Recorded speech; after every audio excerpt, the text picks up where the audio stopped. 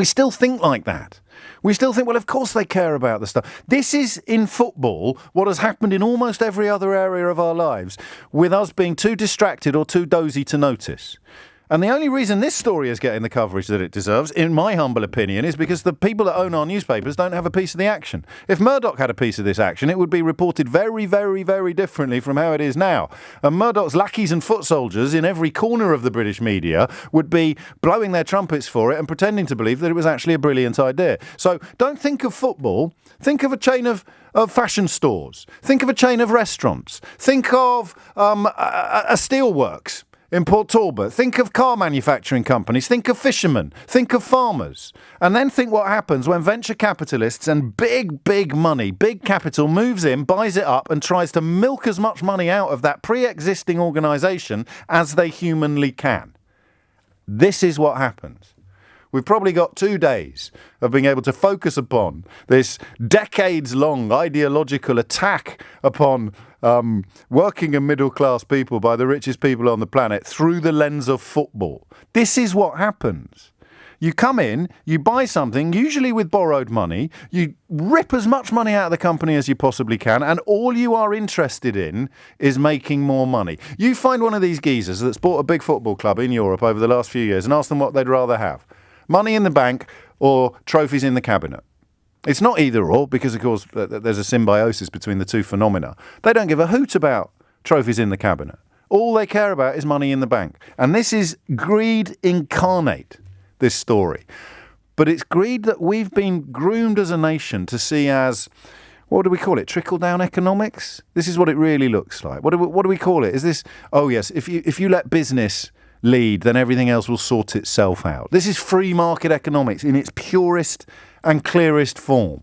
Let the business people, let the owners do whatever they want, and the laws of nature will ensure that the workers are all right. Except in this case, it's not the workers, it's the fans. Apart from that, the equation is absolutely crystal clear.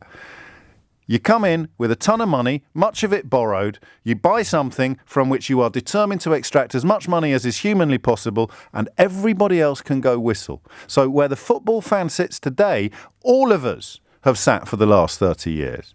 Give the power to the profiteers, which is, of course, the ideology of our current government, and indeed, in many ways, the absolute backdrop of Brexit. Give the power to the profiteers, and the great mystery of our time is how they manage to milk it to such a staggering degree without us either noticing or indeed caring. And you're absolutely right. Donald's picked me up on a simple problem, is that it's not, in most cases, it's not the people who founded the company who behave in the way that I describe. It's the ones who come in later and buy it, who subsequently milk it of all the money that's possibly available and waltz off to Belgravia. That's a very good point, Donald. You can see that happening left, right and centre. So 3 strands of information. Explain why this story is so important to somebody who doesn't know one end of a football pitch from the other. 0345 6060 973. Tell me why it's actually a good idea and everybody else in the country has got it completely backwards. 0345 6060 973.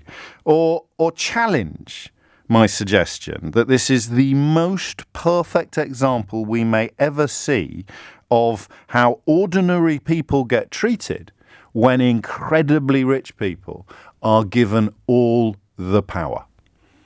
We're back to that quote, aren't we? About how the great project of right-wing politics in the 20th century is to persuade Labour with a small L, i.e. the people who do the work, to use their political freedom to keep capital, i.e. the richest people in the country, in power. And lest anyone think I'm a communist, when you espouse political ideas like mine, it doesn't mean that you're opposed to people being rich. It means that you're opposed to people being so rich that they wouldn't be able to spend every pound they've got in the bank if they lived to be 7,000,004, while other people are struggling to put food on their table and school children need help from Marcus Rashford to get fed during the school holidays.